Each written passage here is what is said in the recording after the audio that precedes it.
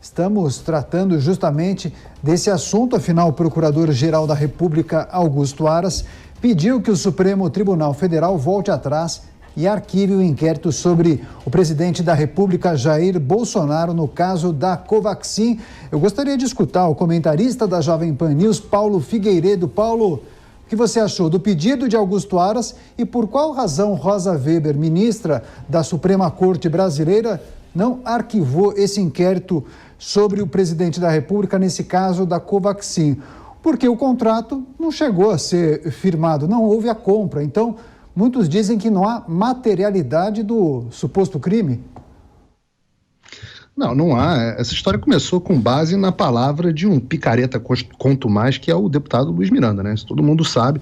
E no final das contas não tinha contrato fechado, não tinha gasto, não tinha nada. A Polícia Federal investigou, chegou à conclusão que não tinha ocorrido crime algum. A Procuradoria-Geral, então, decidiu que não queria dar prosseguimento ao processo, pediu arquivamento. Agora, a opinião da ministra Rosa Weber, ela, me desculpa, é absolutamente irrelevante. Ela deve se recolher à sua insignificância, porque ministro do Supremo Tribunal Federal pode muito, mas não pode tudo. Ele pode o que o limite da Constituição determina. E o que a Constituição Federal determina? Determina que o Ministério Público é o titular, ele é o dono das ações penais. Ele decide se quer processar alguém ou não. Agora, não é nem só uma questão de Constituição, é uma questão básica do direito ocidental, da separação entre o investigador e o julgador. Né? E os investigadores decidiram que não há crime, decidiram que não vão processar. O que vai acontecer? Vai levar para o plenário. Eu não entendi a decisão do Aras. Vai mandar para plenário, tudo bem, vai mandar para plenário. E aí, o que o plenário vai decidir? Vai decidir dar prosseguimento a uma ação penal sem acusador? Agora, isso é um precedente que já foi aberto no inquérito das fake news, onde a PGR também tinha pedido o arquivamento e o Alexandre de Moraes decidiu que seguiria com o processo mesmo assim. Então, no final das contas, o que nós temos? O que nós vivemos no Brasil? Um Supremo Tribunal Federal que acha que pode fazer todos os papéis, inclusive de acusador. Se ele não fica satisfeito com o andamento de um processo, ele vai lá e determina como é que quer que o processo ande. Aí é uma esculhambação completa, acabaram as instituições, né? Vamos saber agora do Felipe Pena. Felipe, aí o Aras pediu que Rosa Weber reconsidere essa decisão e encaminhe o caso Covaxin ao plenário. Sua opinião, por favor. O esquema de corrupção na saúde do governo Bolsonaro na metodologia, muito parecido com o esquema de corrupção no Ministério da Educação no governo Bolsonaro. Tem agravante no Ministério da Educação, que é fazer em nome de Deus, tem ali pastores intermediando verbas. E no Ministério da Saúde, havia também intermediadores para a compra de vacinas. E isso acontece, o relatório da Polícia Federal que inviabilizou a continuação do processo foi feito por uma Polícia Federal 2 anos depois em que houve uma intervenção nessa Polícia Federal por palavras do próprio presidente da República. Não sou eu que estou dizendo, foi o presidente Bolsonaro que disse na fatídica reunião do dia 22 de abril de 2020 que queria intervir na Polícia Federal, porque iam ferrar, não foi essa a palavra, mas eu não vou dizer a palavra que ele usou, queriam ferrar seus amigos e familiares. No caso aqui da Covaxin, o esquema só não foi à frente porque havia a CPI da Covid. Se não fosse por essa CPI, os cofres públicos teriam perdido bilhões de reais. Acontece o seguinte, foi descoberto, Cláudia, um grande esquema para roubar um banco. Na hora que os bandidos foram roubar o banco, eles explodiram o cofre. O cofre explodiu e as notas ficaram manchadas lá e os bandidos saíram correndo. Esse foi o esquema do Covidão, esse foi o esquema da compra de vacinas da Covaxin, que só não é mais grave que o esquema de corrupção lá no Ministério da Educação, onde a gente tem bíblias com a foto do ministro. 40 segundos, Paulo. Eu concordo plenamente com o Pena. O esquema de corrupção realmente da saúde é muito parecido com o esquema da educação. Os dois só existem na cabeça do Pena e da imprensa. Corte rápido. Faca. É Tramontina.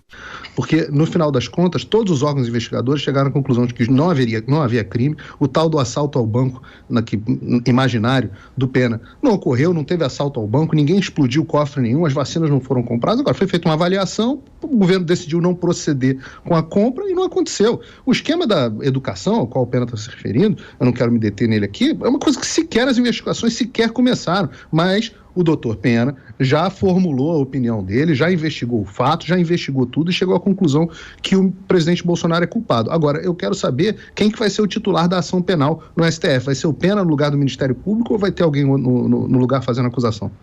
40 segundos para você também, Felipe.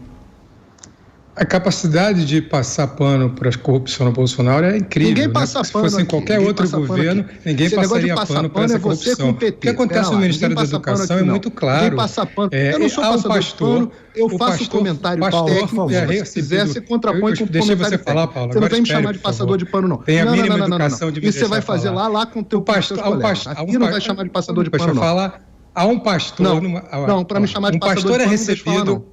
Corte rápido. Faca. É Tramontina.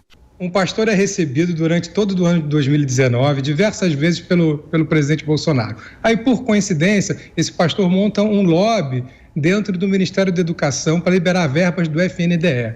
São 54 bilhões no ano passado de verbas. Essas verbas vão para prefeitos. E aí prefeitos denunciam que esse pastor ligado ao Ministério da Educação, que é amigo do Bolsonaro, está cobrando propina para liberar essas verbas. Aí vem o ministro da Educação, é flagrado dizendo que vai liberar verbas desse pastor a mando do presidente Bolsonaro. Ato contínuo, o presidente Bolsonaro diz que bota a cara no fogo por esse ministro. 5 dias depois, ou 3 dias depois, demite esse mesmo ministro. E mais grave, é triplamente grave. Primeiro porque é uma corrupção no Ministério da Educação e rouba o futuro do país quando rouba na educação. Segundo, porque monta um novo gabinete que é paralelo, igualzinho ao Ministério da Saúde. E terceiro, meus caros, porque é feito em nome de Deus. É feito por pastores que colocaram, reparem, a foto do ministro da Educação nas Bíblias que eram usadas como propina para os prefeitos. É isso que aconteceu e é isso que está sendo hoje dito pelos prefeitos aí no Congresso Nacional. Agora, se isso não é corrupção, eu não sei mais o que é. Se alguém defende isso, está passando pano para o governo Bolsonaro, que está provando ser corrupto. E mais um detalhe, o chefe do FNDE é o ex-chefe de gabinete do Ciro Nogueira, sabe o Ciro Nogueira? Centrão, PP, que é o atual ministro da Casa Civil. Aquele Centrão que o ministro do GSI dizia, se gritar, pegar Centrão, não fica meu irmão, hoje é o centro do governo, é quem manda no governo e a corrupção está estabelecida. Só não vê quem não quer, só não enxerga quem não quer, quem não vê está passando pano. Vou falar sobre isso sim, mas antes tem que corrigir o que o meu colega estava falando aqui. Passador de pano são as negas dele, só para deixar muito claro que isso não é postura de jornalista. O que ele quer que seja feito é a condenação de um presidente com base em notícia de jornal da imprensa comandada pelos militantes como ele, pró-Lula. Então, isso aí, você desculpa, eu não vou concordar com isso nunca. Agora, quando o presidente errar, eu vou ser o primeiro aqui a criticar, como sempre critiquei, e a audiência sabe que quando o presidente erra, eu critico, não tenho nenhum compromisso com ele, não sou bolsonarista, como gostam de dizer. O Paulo dizer que não é bolsonarista é a mesma coisa que Hitler dizer que não é nazista. É óbvio que ele é bolsonarista, né? Está o tempo inteiro aqui defendendo o Bolsonaro e dizendo que a escolha é entre Bolsonaro, que é a luz, e a outra parte, que é as trevas. Já disse isso várias vezes aqui no jornal. Então, é uma idiosincrasia, uma brincadeira dele. Pena, e a outra coisa que fala muito sobre o Paulo também, eu deixei você falar e agora você vai deixar falar, é quando ele se refere a mim e diz para as negas dele. Essa expressão para as negas dele também determina todo o caráter racista de discurso, que é muito deplorável. É muito lamentável que ele use essa expressão para as negas dele. Revela muito sobre um discurso bastante racista que ele faz questão de rir, porque tem esse racismo embriagado. Então, não venha me dizer que você não é bolsonarista, porque isso não é verdade, a audiência vê. Assuma as suas posições, tenha a hombridade de assumi-las, Paulo. Seguimos com análise, seguimos com opinião. Felipe Pena aqui com a gente nesta edição do Headline News. Pena, eu conversei com alguns educadores que, claro, estão super felizes com essa possibilidade de aumento, lembrando que esse piso nacional foi regulamentado em fevereiro. Agora, eles também dizem que é sintomático que essa decisão venha justamente nesse momento, faltando alguns meses para as eleições, querendo dizer que pode ser levado em consideração, que seria aí uma medida do governo estadual para agradá-los. Qual a sua leitura? Daniel, eu acho que você está duplamente certo. Mas eu acho também que o governador Rodrigo Garcia, ele acerta no mérito e na estratégia. No mérito porque ele passa realmente a valorizar o profissional de educação, que é quem na ponta segura essa bola realmente. E na estratégia porque, de fato, nós estamos a 6 meses da eleição e ele vai concorrer por uma vaga no segundo turno com o candidato do Bolsonaro. Então, a estratégia é se diferenciar do Ministério da Educação de Bolsonaro, como a gente falou antes, que é recheado de denúncias de corrupção.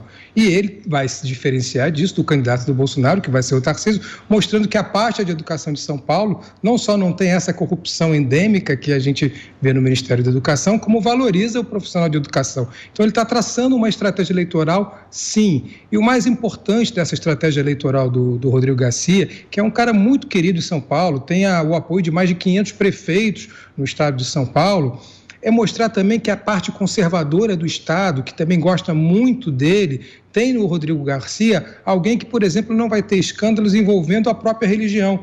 Há um movimento cristão muito forte no interior de São Paulo. E esse movimento cristão não quer ver um ministro da Educação com a sua foto na Bíblia. Não quer ver pastores intermediando verbas de educação para prefeituras. Essa comunidade cristã do interior de São Paulo quer um governador sério, um governador que tenha compromisso com a educação. E é essa mensagem que o Rodrigo Garcia, tanto no mérito como na estratégia, está conseguindo fazer muito bem, está conseguindo se comunicar muito bem com a população de São Paulo. Acho que ele tem grande chance de superar o candidato de Bolsonaro e ir para o segundo turno com Haddad no governo de São Paulo.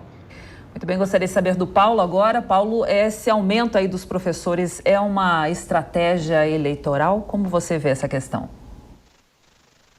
A história tinha muito pouco a ver com o Bolsonaro, mas o verdadeiro bolsonarista do programa conseguiu trazer o Bolsonaro para a discussão, né? Porque bolsonarista é justamente isso.